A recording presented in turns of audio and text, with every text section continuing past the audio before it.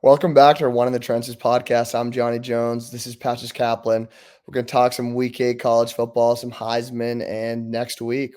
What you got, Patch? So we'll start, Johnny, like we always do, with our Yep. picks of the week and Yes. our cheesecake challenge. Yep. Pretty good week picks of the week. You and we had 7 games. I went 5 for 7, so I'm able to pay my mortgage this month. You went 4 for 7, which means you can go treat yourself to something. I was down bad the last couple of weeks, so it was Yeah, good a little bit of comeback. Just starting the train upwards. Sometimes you just need to see one go through the hoop. That's all it is. So we had BC at Virginia Tech.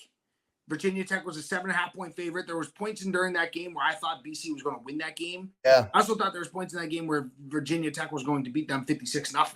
They're a weird team, VT. I don't know how to. Very weird team, but a team that I would definitely buy stock in. I like what Bill O'Brien's doing there. I think a little bit of recruiting in the Massachusetts, Delaware, Connecticut, New York areas, and I think Virginia, Maryland. He's going to have a really, really good team. Especially if he starts dominating. If he starts winning recruits over UConn and maybe even some of those Pennsylvania schools, it'd be very hard for me to see him not doing really, really well in the ACC. I also just think with in the era of NIL, he's so close to so many really, really competent and really good FCS teams. You see a guy go have a great year at UNH, any of these CAA teams, and you pick them offer them a little more money, and you get maybe a third, fourth year guy coming from FCS wants to play Power 5 ball, some stuff like that. Yeah. So that was an awesome game. Virginia Tech covered that one. You did have BC. Unfortunately, you lost that one. The craziest game of the weekend, I bet you know what I'm going to say. Miami-Louisville was absolutely nuts from start to finish. The big punt, the kick return, the lack of defense, nonstop excitement. I had to listen to it while I was driving home from a job this weekend. It was absolutely electric. I bet my mortgage on Louisville. I thought they were going to win that game at home. I thought it was going to be electric. There was a point where I thought they were going to win it. And somehow, some way, Cam Ward and Mario Cristobal and those Miami Hurricanes came out. What do you think about them right now? I think the ACC is collectively working towards Cam Ward's Heisman just by playing every single game in a shootout with them, dramatic finishes. Between this game, which you just said was an absolute just cinema, and then you think back to that Virginia Tech game, Miami just gets in these crazy shootouts, and they're gonna win those games because Cam Moore is able to do so much both on the ground and through the air. You hate to see them get into this a low scoring slugfest, but man, if they keep playing low scoring, Johnny. No, I said you would hate to see them play in a low scoring game, but as long as they play in these shootouts, they're gonna win because Cam Ward can just make stuff happen. When I knew we lost the game, when I say we, I'm talking Louisville. Yeah. When it was 3rd-17, we just tied it. It was a field position game, and Cam Ward runs for 26 yards. And what pissed me off about the play the most is he was literally jogging for those 26 yards. That's his play style. Don't get me wrong. But I'm just someone hit him, someone catch up to him, and no one could. He's the only guy in college football that is so much when he scrambles, he just looks like he's not even going full speed. I don't know how he does it, but he's just jogging. Yeah. Maybe it's conserving energy because he knows he's gonna have to score 56 points. But I don't know. I'm curious how that plays off in the ACC. Have they played anyone that's actually worthwhile? The ACC is wide open. SMU is a really, really good team. Pitt is a really good team, right? Pitt's in the ACC. Yep. They're undefeated. They're a game that we're going to talk about later in the show. It is going to be interesting. I think the ACC is a 2-horse race, but I do think that all the other contestants in the ACC will give them some serious money between Clemson and Miami. The next game I thought was going to be a lot closer than it was. We bet Nebraska and Indiana. You had Nebraska and Indiana. Bad. Tough one. You turn the ball over, I think 6 times, 3 picks, 3 fumble recoveries. It's very, very tough to win a game when you do that. Turnover margin is one of the key indicators of a winning season. And are you disappointed with Nebraska? Yeah, so much. And not only one game or this season, Johnny? I don't know. It's hard to not say. Well, I don't know. It's hard to not say season after watching that game. You can talk about the turnovers, and the turnovers cost them big time. But I think what also cost them was Indiana got every single thing they wanted in that game. There was no point in time where I thought Nebraska's defense was even going to come close to a stop. And I think you really got to put that on Rourke and Signetti that they called a 10 out of 10 game. But like, I don't know, especially at Nebraska, you should be able to recruit on the defensive side of the ball, and like you should be able to get stops. And like I Yeah. know Indiana's a really good team, and Indiana is has a great shot at making the playoff and winning a couple games in the playoffs. But like still, if you're Nebraska, they just laid down and died. And then Yeah, I not to cut you off, Nebraska has been on my radar for laying an egg for a couple weeks now. A couple weeks ago, they put up, I think it was 6 points in the entire game, and then like with 9 minutes left in the fourth, they scored somehow 3 touchdowns. They ended up winning 24-6 or something like on those lines. I don't remember who it was, but I thought it was a bit of a red flag. I thought that they kind of peaked with Colorado. And not to bring them up again, I don't know who's winning that game now in a neutral field, Colorado or Nebraska. I am disappointed in Nebraska. I think that a good team and an aspiring team is probably the best way to put it. An aspiring team should never lose 56-7. And I thought it was a little bit of a look-ahead spot for Indiana. I thought it was a bit of a trap game for Indiana, because they have the playoffs in their sights, and it could have been even a little bit of as an underdog trap game for Nebraska, thinking we have Ohio State next week. That's going to be our definitive win for the year. And, now they're a 26-point dog against Ohio State. A game that people thought was going to be essentially a playoff game is now a little bit more pressurized. Yeah, no, I think I said a couple weeks ago on the pod about Nico against Arkansas that he definitely just had one of those games where you can just see how young he is. And you saw him play pretty well this weekend. But I think that's what we saw to Raiola, but man, was it a really bad freshman game, because you just saw I think he's going to be a great quarterback. I think he's going to be at Nebraska for a while, but I don't know, man. And the turnovers were bad, and it's like one thing for Nico to run out of bounds there, but still that was a close game. But Raiola, I think, is going to be good, but he's got some growing up to do, because that was a bad game. Worst team in the Power Four right now. I'm going to say this with confidence: Oklahoma University. They got dominated by a team that, realistically, was in one of the biggest letdown positions of the year. Right, South Carolina gets screwed against Bama. Yeah, on multiple different occasions, should have won that game, and Shane Beamer is so back. He's not right now. He would have been. He has to follow that up with a win against OU. They're only a 1.5 favorites. They go out and dominate. It's like 24-0 in 2 minutes into the second. And Oklahoma looks like they don't even want to play football anymore. They look like peewee football. And, there's no heart. They just fired their offensive coordinator. I think they're promoting within. I don't know what that's going to do for them. But, as I keep reflecting on Oklahoma and USC, two teams that I inevitably talk about a lot, Johnny, I gotta kind of wonder, did anyone win that? No. Win that? I don't remember if it was you that brought it up, or Lincoln Riley stinks. And Joel Klatt said it the other day about how they're 3-3, but in reality they're 7 plays away from being 6-0. They just lost to Maryland. No, we talked about it on the phone on one of the Saturdays, but I really think no one won that divorce, Lincoln Riley or Oklahoma, because if you think about where both teams were at, Lincoln Riley and Oklahoma were not consistently, but they were making the playoff. They were getting high. They're one defensive coordinator away from being a top 3 team, week in and week out, and legitimate contenders. And then I don't know if Lincoln Riley just thought he couldn't win the SEC. He runs to USC, takes Caleb Williams with him. And then ever since then, dude, Brent Venables in Oklahoma has looked so bad. What was their identity with Lincoln Riley? Offense. You bring in a defensive coordinator. Hey, we need to get better on that side of the ball. Oklahoma's defense has been mediocre to bad all year, and their offense has been worse. They've ruined 2 quarterbacks, Arnold and Hawkins. What doesn't make sense about Oklahoma is that in today's day and age in college football, it's not hard to have a really good offense. It's not hard to even put up 25, 28 points a game. No. And, you look back at it, and it just kind of makes me think, is Brett Venables actually made out to be a head coach? His offensive coordinator last year, I'm drawing a blank at his name, but he's now at Mississippi State, who's having a tough year. But if you look at Mississippi State, right now I would be so much more happy with where Mississippi State is. I know this sounds crazy with a one-win Mississippi State versus a 3-win Oklahoma.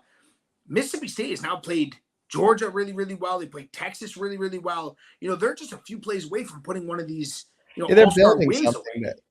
At least you can say, I know they've looked really bad, but at least they're building something. Whereas Oklahoma, I don't know where they are. And you can be like, okay, Oklahoma's in a bad spot, and Lincoln Riley ran away, but maybe he ran away to where the grass is greener. He didn't. His time at USC has been nothing but disappointing. He has a Heisman winning quarterback. What do? Nothing. Can't get over the hump. Can't beat Well, their quarterback was like a top 6 Heisman candidate after the first 2 weeks. I'm not Nussmeier. He's at LSU. Miller Moss. Miller Moss. No, but I was saying Caleb Crazy, Williams. Like they had Caleb Williams, and now you're right. Miller Moss has 6 TDs in the bowl game last year. You think this is the new guy? Lincoln Riley's a QB whisperer, and like they just can't win a close game. The clock management at the end of games for Lincoln Riley's atrocious. The defense is still as soft as it was at Oklahoma. We got rid of Grinch. We thought that was a problem. Yeah. It's just like not often do you see both sides lose a breakup like this. It's crazy.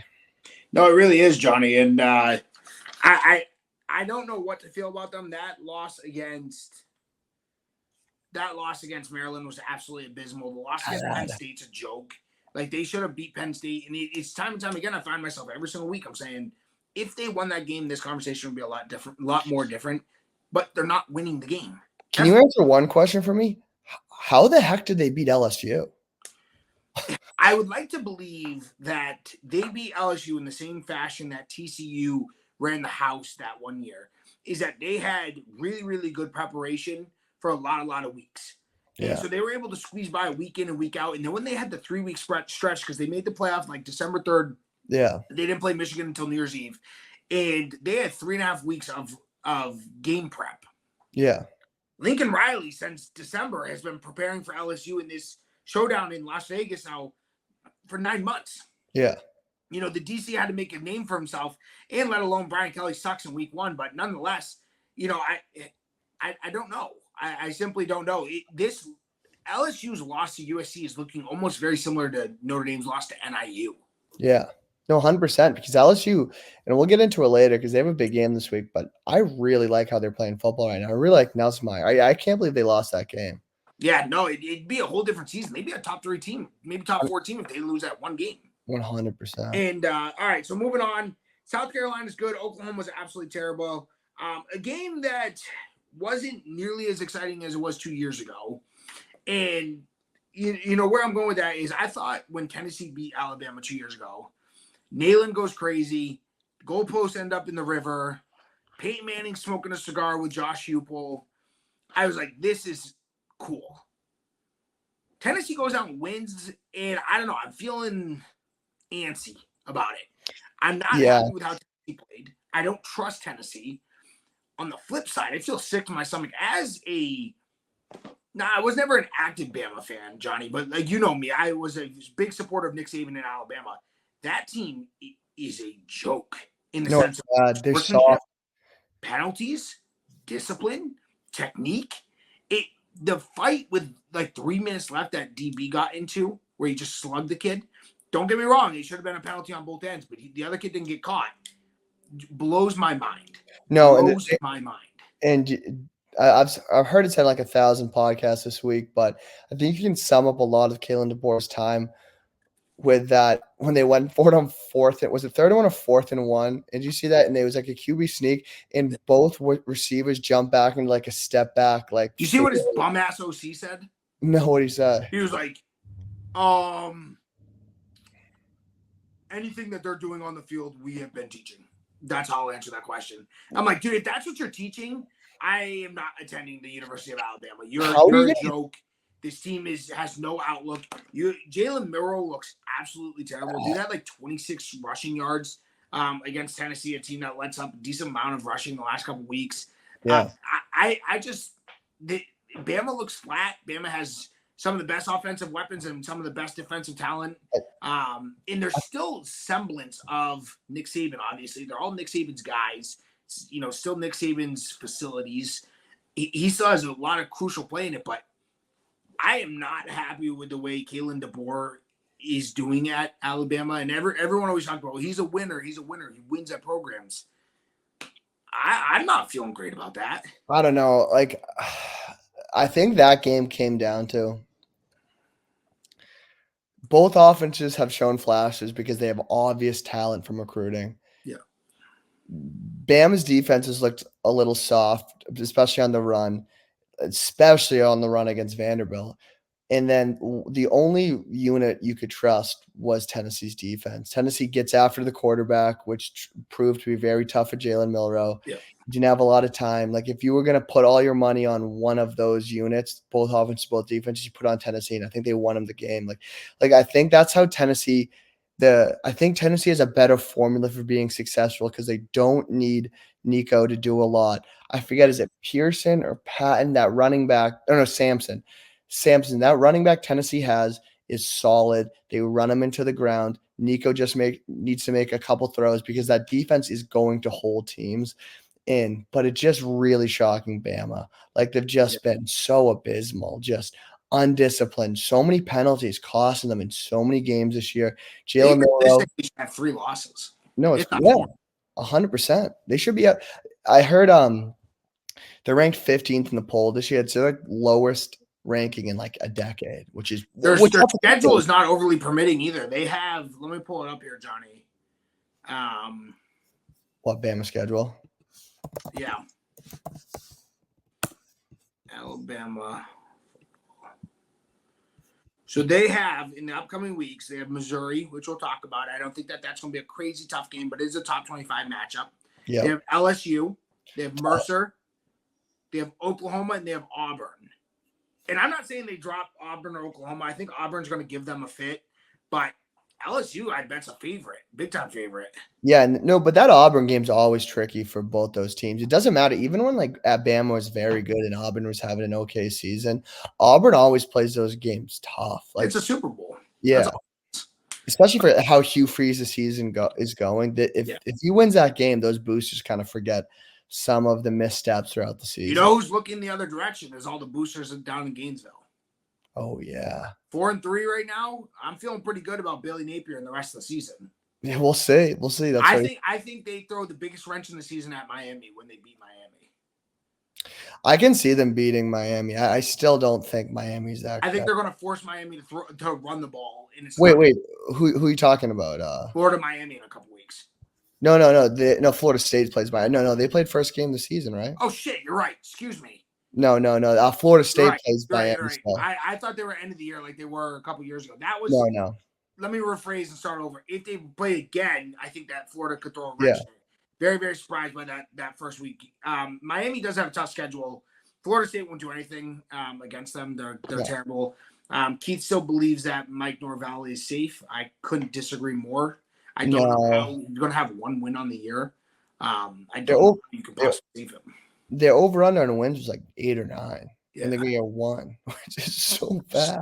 Absolutely disgusting. So we had LSU, Arkansas. I didn't watch the game. LSU kind of dominated it. I think won by 14 or 15 points. LSU's kind of catching their wind right now. And I think that's an impressive win because you can say what you want about Arkansas. They're tough out in the SEC. Like they're 4-3, but a gritty win against Tennessee when they were 4 in the country. This game they didn't look so hot. They did lose Oklahoma State, but like they're tough out. They play physical football and they run the ball hard. And I think that's a really dominating win for LSU. And I think that LSU is catching their mojo right when they need to, and I think that they're gonna make a run at the playoff. I think that they could be a really dangerous team. I do want to jump to the next game, Johnny, because there is a lot to talk about. Yes. Texas, Georgia, a massively disappointing game. And to the average fan, they might call it kind of a boring game. You know what I noticed in the first half? Let me know if you noticed as well. Georgia dominated the field position game like nothing I've ever seen. Dude, and like you've played enough football where like when that's happening to you, there's nothing that suffocates you more than getting the ball at the 9, getting the ball at the 5, getting the ball. You just can't run your offense. And then on top of that, not comfortable. And then what do you do? And then your offensive line just isn't comfortable. And it just, I don't know, like that will really, really choke you out. I wanted to pose a question I've been thinking about. And this is what I'll say. I'll start saying this. I think Kirby did a disservice to Arch and Quinn Ewers by throwing them both in. Do you think they might have blown the confidence of both those guys? What do you think about that? Throwing them both in the game like that? I think that Steve Sarkisian, what he did was wrong. And I try to think in my head, if I'm a head coach at a major program and I have this 4-year starter, and I'm going to take it out of the Texas perspective here. I have this 4-year starter at safety. He's a good kid. He's played some good football for us. He's had some good plays, some interceptions. And we get this 5-star freshman who comes in, just clear as day, a better football player. Yeah. What message does that send? How do you incorporate both of those without losing the 5-star freshman? And like I said, this is in the Texas. This is kind of a Texas analogy, but it's tough. And where I'm going with this is that Quinn Ewers is a good person. He's kind of stuck with Texas when they were tough. He never transferred out. He probably could have when Archie Manning committed. He didn't. He stayed. He's been there through thick and thin. He's trusted Steve Sarkisian. Steve throws him in. Arch does decent, not great, decent, and then has to go back to Quinn Ewers as like a, hey, sorry about that.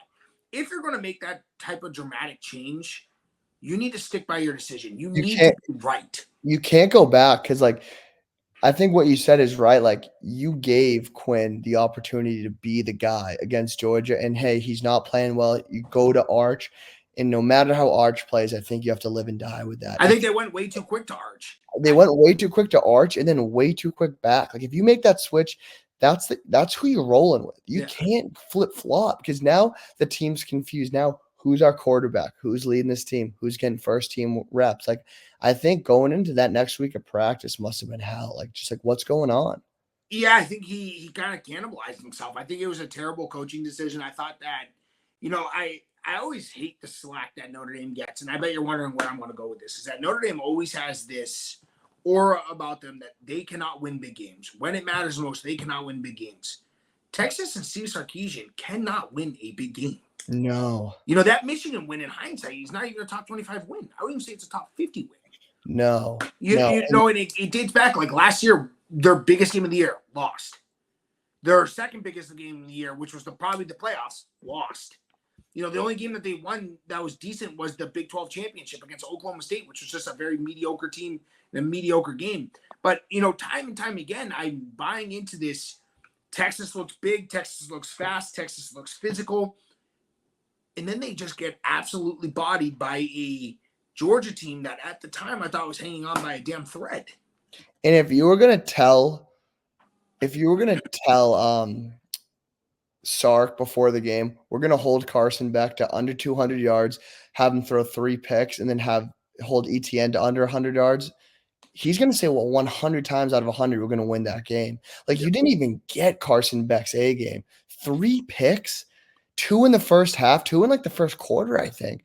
And like, that's what's the scariest thing about Georgia is like they played not great on offense, and they were still a 15-point win. Yeah, absolutely remarkable though the way that he was able to ruffle his players' feathers and get them to go play some really good football.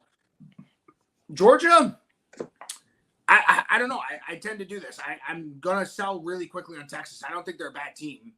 I don't think there is a scenario this year where Texas beats Georgia if they were to meet again. No. And it's not unlikely that they meet for the SEC championship. I don't know who is the favorite. Let me check that while I'm talking here of who's going to make the SEC championship, because that would be a matchup that I bet Steve Sarkisian would not want. No, I agree with that. And to make the title game, we have, and I know there's a little bit of a tangent. ACC is Miami and Florida are both Miami and Clemson are both minus 300. Next is SMU at plus 175. To make the Mountain West, we have UNLV and Boise State. Boise State's minus 360. UNLV is minus 250, so minus 250 to win 100. Big Ten is Oregon's minus 650. Ohio State's minus 130. Penn State's 100. Indiana's 3-1. The SEC championship, Georgia and Texas are both even money, plus 100. Bet 100, win 100. Then we got LSU at plus 120. Texas A&M at plus 130. Yeah, I think a lot of that just how schedules work out. But if they played it again you're right. I just think Georgia looks so dominant. I really thought Texas had better playmakers on the outside, but like, I don't know, they just didn't show up. They had no answer to the run game. They couldn't air it down the ball. I don't know why in those situations they don't go 22 personnel and get an extra tight end in there and try to get someone to block and try to let your wide receivers beat someone in coverage. And that's the only way you're going to ever make a play, because you can't stop these guys. No. And I was uber disappointed in one of the things that I think I was most disappointed about in the entire game. How about that call, Johnny? The huge Well, whoopsies by the referees. yeah, that was Who's weird. going to be held accountable for that? I don't know. It was a bad call. I don't like rewarding people throwing stuff, but I don't even know. That was just like a I'm bizarre. so torn on it because it was an absolutely terrible call. It was a With bad that call. being said, it is proving that there is no way you can reverse a penalty like that. It's not a No, reviewable call. it was an awful call, but you're right. Like I don't get how you pull that back. You know, and it blows my mind. He shouldn't have made the call in the first place, but there was something that he saw that made him think this is passing interference. Yeah. And then to go back and flip it, you know, it makes me believe that there wasn't some type of influence from the crowd, from the home field advantage, from something. You know, it just was ugly. And then from there, like, still Texas couldn't do anything. You know, they scored a touchdown in 2 plays after that, and I thought they had a chance. But I am just truly blown away by how bad Texas looked. On the flip side, how good Georgia looked. Yeah. I think that Georgia is bar none a top 3 team in college football. I'm going to make this announcement in the middle of the show. I hope all our listeners are still listening at this point. I have a new team I am now supporting. Wow. Yep. Go Ducks.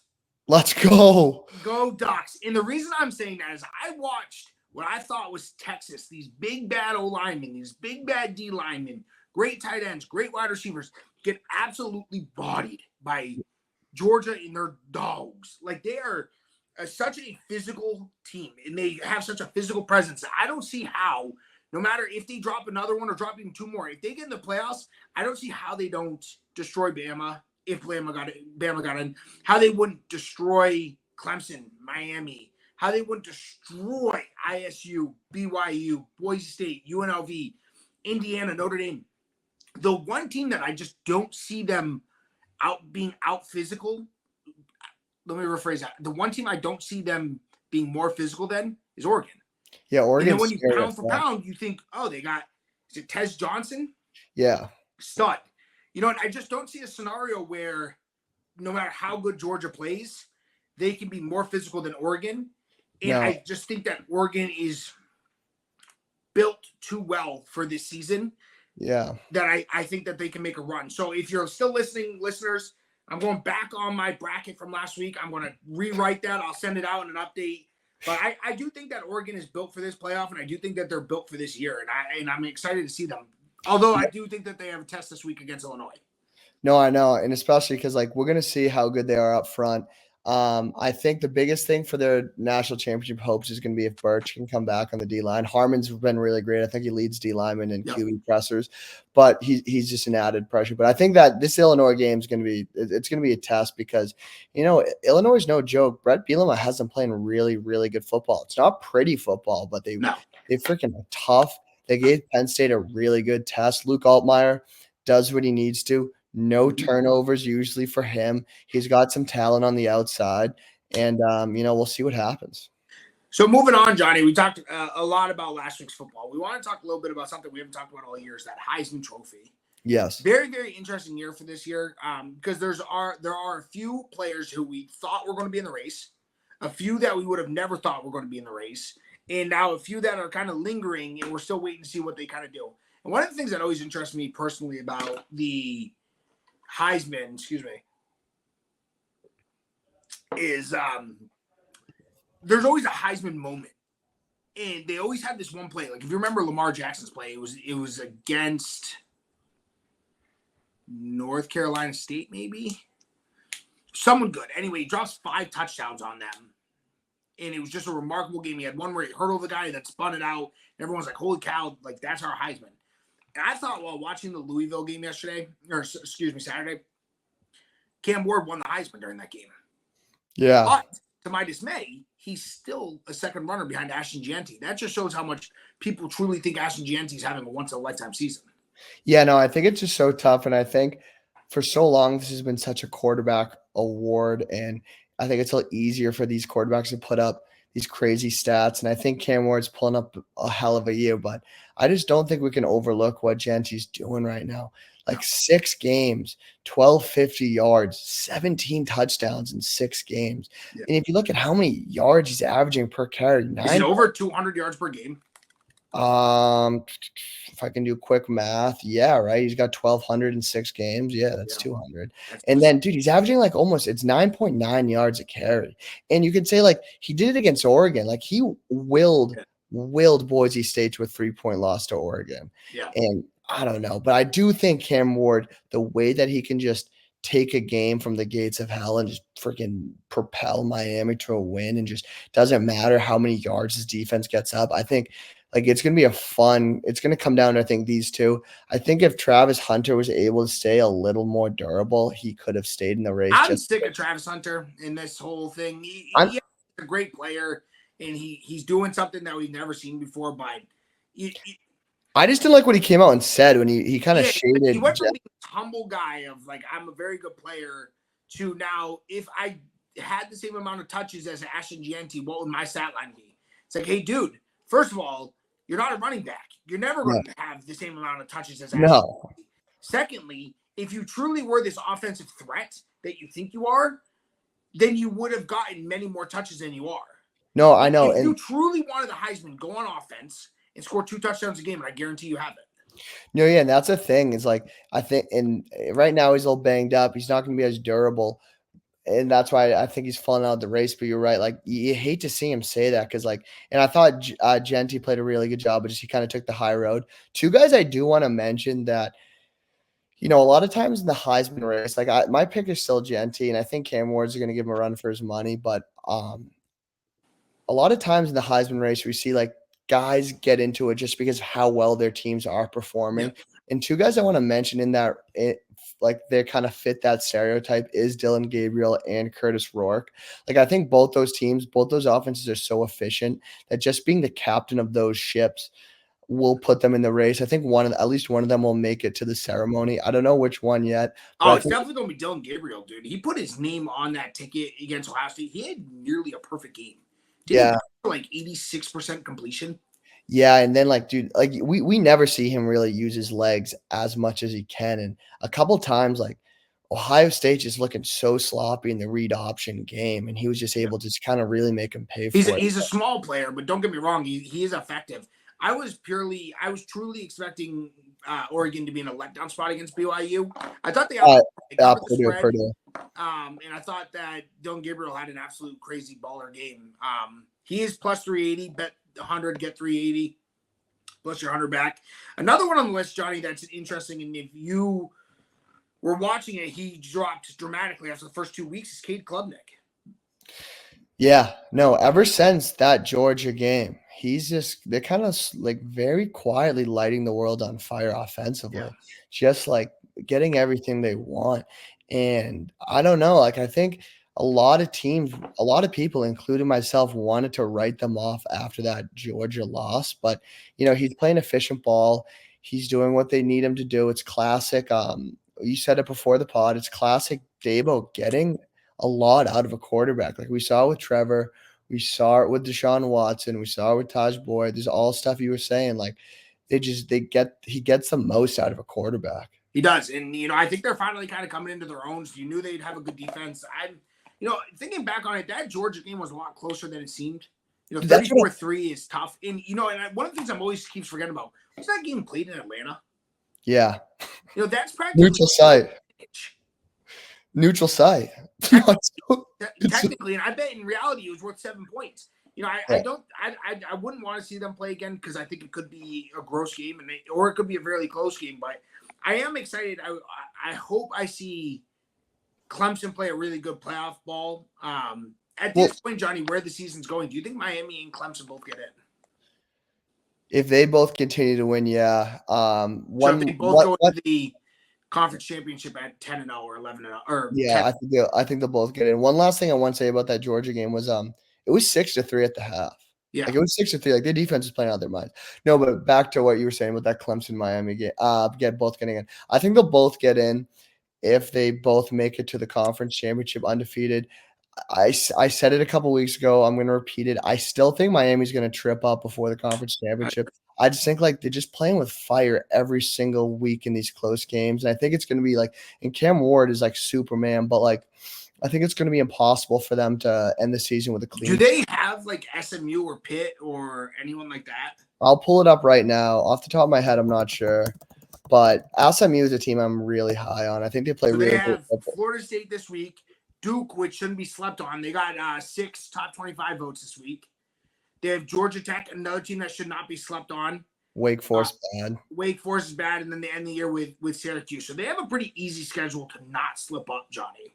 Yeah, but I still think like, the way they played Virginia Tech, the way they played Cal, the way they played Louisville, like I think either like Duke, Georgia Tech, Syracuse, I think they'll drop one of those. I think they could drop Syracuse because they play close games and they play in these shootouts, and I think that's a game I would want to go to at Syracuse. Kyle McCord versus Cam Ward. That's going to be a shootout. 66, 64. It's going to be like a million passing yards that game. It's going to be like Texas Tech. Baker Mayfield versus yes, Patty Mahomes, wasn't it? Texas Tech, and then Oklahoma. Yeah. They just kept airing it out, or like old school Geno Smith at West Virginia, just air the ball out. 740 yards offense. Yeah, like gross. Oh yeah. So Johnny, moving towards next week, yes. we're talking a little bit about our Cheesecake Factory bet of the year. You currently won last week with Illinois plus 3.5. We did announce that on the pod that we were rounding that down to 3. Hell of a pick. I think you are batting close to 50%. You're picking these field goal games, but you're up by 4 on me. It's going to be kind of hard to come back at this point. I will say I did feel dirty picking that game because I thought in no way should Illinois have been not favored in that game, especially at home. Did you like the uniforms? I kind of love the helmet. They're getting I thought they were cool. They're getting so much crap online, but I thought they were sick. I like them shooting for the moon. Like, this is their year. I think that was an awesome one. So for our listeners, we have for this week's slate, we have Syracuse at Pitt. Pitt is a 5.5-point favorite. We have Boise State at UNLV. Boise State's a 3-point favorite. Notre Dame at Navy. Notre Dame is minus 13. They are, I think, 8 for 9 in the last 9 years. Arkansas minus 6 against Mississippi State. Mizzou at Bama minus 13.5. BYU plus 1.5 at UCF. Wisconsin is a 6.5-point dog at Penn State. Is that the whiteout? No. It's at Wisconsin. Excuse me. Penn State is at Wisconsin and a 6.5-point favorite. LSU is at College Station. In College Station, at A&M is minus 2.5. And Michigan State is at Michigan, and they are a 3-point dog. Okay. So start stuff. Do you mind when you say the teams, just say the spread again? Yeah. We have Kyle McCord in Syracuse is going to 6-0 Pitt. 7-0? 7. Not sure. Pitt's a dog. They're a good team. Minus 5.5 at home. Interesting. I know you love your Kyle McCord and those Orange Men. What do you got here? I'm gonna take Syracuse to cover. I still think Pitt wins. I think that's a lot of points for them. I think Pitt doesn't really blow teams out. Like you saw that. Yeah. They kind of strangle teams. Like that game against Cal at home is so weird a couple weeks ago where they had the lead. They let Cal back in. They ended up closing Cal. Cal's crazy. Like I'm pretty sure they have 5 ACC losses and then all by a combined 9 points, which is kind of gross. But no, I think Syracuse covers, but I think they still lose. Yeah, I would agree with that. I think Syracuse is a really good team. I think they're making some really good progress in the season. I think Pitt's having a little bit of a Cinderella team. And eventually, that will wear off. We'll take Syracuse plus 5.5. Boise State at UNLV is a weird one because I have gambling complications with this game. Obviously, I have Army making the playoff as well as Indiana. Yeah. I have some serious money. Just know if either of those hit, you and I are heading out to Vegas for a week. And we are going to have the trip of a lifetime. But nonetheless, if Boise State drops 2 this year, or they beat UNLV here and then beat them most likely in the Midwest finals, both teams would have 1 to 2 losses. Boise State's obviously being to Oregon, but UNLV upsets Boise State here, and I think Boise State's kind of out of the playoff race, right? Yeah, and that's why I'm going to pick Boise here. I think Jeanty's too good. They're sitting him at half, and he's still getting 200 yards. I think they're going to be way too physical with him for UNLV. And, I know we've talked about UNLV's quarterback situation so much. I don't think the backup's just good enough to pull this one out. I'm rooting for UNLV because I need to get Boise State to lose 2 games. I'm very confused on this game. I want to see Ashton Jeanty get the Heisman. I think he's an awesome guy. I love his Michael Myers comparisons. I'm a huge Michael Myers guy. Crazy. So Yeah. I think that's just so awesome. But I am going to pick UNLV because I want the upset. We have Notre Dame at Navy. Like I said, Notre Dame, I think, won 8 out of the last 9. I actually, first ever Notre Dame game, went to one in 2015. They won 41-24 that game. They're minus 13 at Navy. I think this is a Notre Dame team that's been very, very sneaky.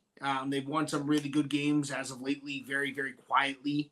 They, I think, scored 34 points the other day unanswered. But on the other hand, Navy's ranked. It's a top 25 matchup. Yeah, and I feel bad doing this, but I'm going to take Notre Dame with the points. I think it's a ton of points, but I think they're just too talented. I really do like Navy, and I think out of the two, though, I think Army's a little better. I think they're a little more explosive, but I think like Navy wants to run that option, and I think Notre Dame's just going to be too big up front. They play them year in and year out. At this point, nothing's new. And I think they're too talented on the back half of that defense, Notre Dame, to I think what Navy is doing is they just kind of run the ball, and then beat you over the top. And I don't think Notre Dame will fall for that. I think Notre Dame's in a point where every single game here on out is a playoff game because of that NIU loss. So they're not going to be sleeping. I think Marcus Freeman's going to get them up for this, and I think they're going to go in and win big. Yeah, I agree with you. I think that Notre Dame beats this Navy team pretty bad. I bet it closer to a 21-point game. At halftime, I bet it's much closer. If I knew the half spread, I'd probably pick Navy on the spread there. But I think Notre Dame is kind of rolling right now. I think that Riley Leonard's a good quarterback when it comes to running the ball. He's an absolutely atrocious thrower. But it'll be enough to beat Navy. I think Army is head and heels better than Navy. They actually have some wide receivers, and they have a very talented quarterback who's running that operation. I know they're 2 different teams, but they're getting a lot of comparisons to each other, and I just think that that's unfair. I'm going to take Notre Dame minus 13 on that one. So we have Arkansas is minus 6 at Mississippi State. The reason I included this one, Mississippi State, that we talked about, is a team that can't seem to get over the hump, but is playing teams very competitively, and Arkansas is kind of playing for their head coach a little bit, right? We have Pittman, who was, I think, number 2 on everyone's hot seat list. Brings in an OC who's absolutely dominating. It's not a Stoops, is it? No, I'll look it up right now. You keep talking about the game. But where I'm going with that is they're minus 6. I think that both the Mississippi State head coach is going to play very, very well. I think that Arkansas is trying to play for Sam Pittman. But if Sam Pittman loses a couple more games, I would not be surprised if their OC was the interim head coach there. I'm going to pick Mississippi State. I'm excited to see them get a win. I think that Arkansas is coming off a tough one against LSU, and I think Mississippi State's ready to win here. So I'm going to take them as an upset plus 6. They are not my cheesecake pick of the week, but I do think that they cover this game. Oh, I should have known this. This was stupid of me. Arkansas's offense coordinator is Bobby Petrino. That's what I kept thinking. Bob Stoops in my head. I'm like, that's just not right. No, I'm taking the Razorbacks. I think, they showed a little something against Tennessee. I think they're good. I do think Mississippi State's going in the right direction. I just don't think it's time. I think I think they're a year or 2 away, and I think I think Arkansas is better without KJ Jefferson. The biggest hater of KJ Jefferson in the nation. Dude, he's there. He's not starting anymore. UCF.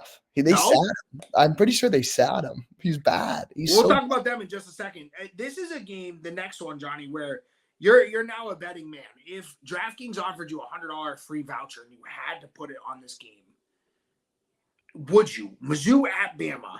Bama's minus 13.5. Mizzou is an ultra disappointing year. They're having an ultra disappointing year. I think they just came back against Auburn, was it this weekend, where they scored 14 unanswered in the 4th.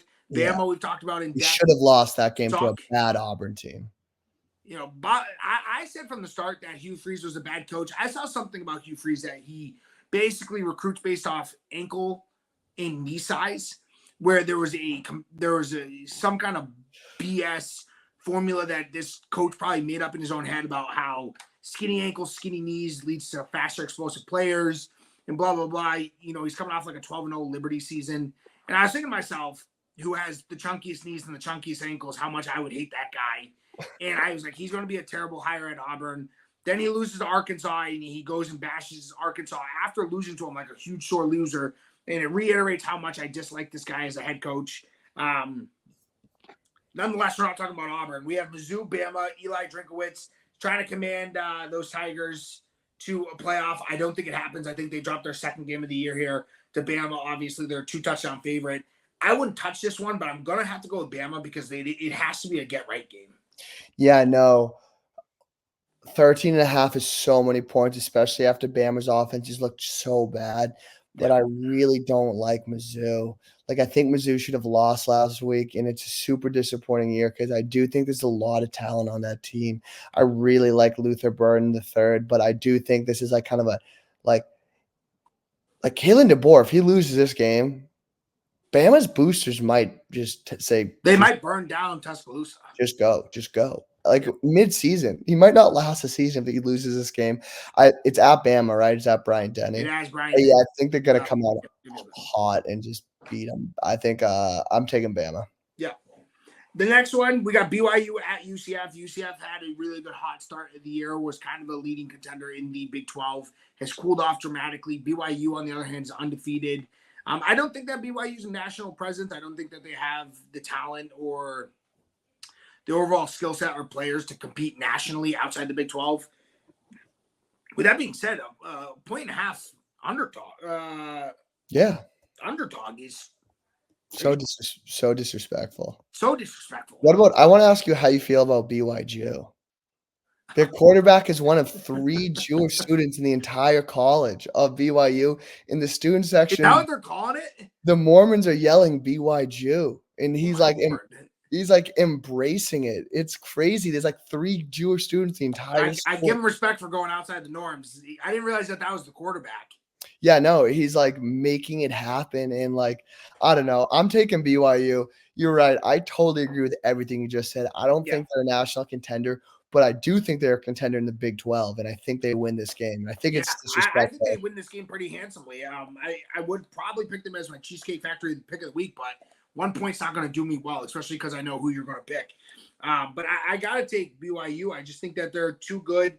I don't know if UCF is playing for the playoff anymore. BYU certainly is. And then we next have the biggest game of the week, in my opinion. Let's hear it. Wisconsin, Penn State. Wisconsin's on a 3-win streak. I know you're going to take Wisconsin. And I have not announced it yet. And it's so crazy that every single week you pick against Penn State. And it just – like my sister, I think, wants to kill you. Like what the heck? I'll be the first one to celebrate in her face when they lose, but I'm not going to. I don't know why you're such a hater. Okay, what's it? 6.5. 6.5. It's in Wisconsin, who's on a 3-win streak right now. I know, but I still think this Wisconsin team's not that good. I think they're struggling to meet the identity that Luke Fickell wants to bring him to. I think Penn State is really good. I think. Ever since that's what they're off the bye, I think ever since they got that scare against USC, they're back. I think Drew Aller's playing his best ball of his career, and I think that defense is going to get after Wisconsin's quarterback. So I'm taking Penn State with the points. I would agree with that. I think that Penn State is too good. I was going to jokingly play the jump around for Wisconsin and jokingly pick them for my Cheesecake Factory pick of the week. With that being said, I don't think that Penn State is off the hook here. I do think that this is going to be a close game. I think the line at 6.5 is perfect. I think that Penn State wins by between 6 and 10. I'm going to pick Penn State, but I do think that Penn State's getting at the point in the season where they're starting to look forward to the big one with Ohio State. Yeah, I'm really happy this game's off the bye. Like, I think if it was back to back, I think it would have been a little scary. The bye is an interesting concept, though, Johnny, because some teams absolutely suck off the bye. No, I know some teams aren't as good, but I do think Penn State's just too talented this year to lose. Remember, UNH, we used to stink off the bye. Yeah, that's true. I'm not overlooking Wisconsin though. I think Wisconsin's a great team, and I think they're trending in the right direction right now. I think they're just a year or two away under Luke Fickell. I think Luke Fickell's going to do great things there, but I just don't think it's right now. Yeah, I don't think they're there yet, and I think this is Penn State's year, and they're not going to let Wisconsin ruin that. We have LSU at A&M. They're at College Station. A&M's balling out. LSU's balling out. A&M's a 2.5-point favorite. This one I can see going either way. I got to believe that home field advantage is going to play such a factor in this game, knowing damn well that they win this game, they're in the SEC championship, most likely because they just have one game against Texas at the end of the year, right? I'm talking about A&M, the Aggies here. And realistically, after the way Texas played, I'm not fully convinced that A&M couldn't end the year undefeated in the SEC if they win tomorrow or Saturday. Yes. That being said, I'm taking LSU. Wow. I think Nussmeier's legit. And I don't like Brian Kelly, and I don't want the listeners to confuse it that I do like Brian Kelly. I think he's a bum. But I do really like this LSU team. I think they're playing really great football. I think that win against Arkansas was very impressive. And I think they go in and they beat this Texas A&M team at Kyle Field. I think I'm drinking the Kool-Aid on A&M a little bit too much for their dominating win against Mizzou. Yeah. But that type of performance against LSU, and I don't see how LSU competes, honestly. Yeah.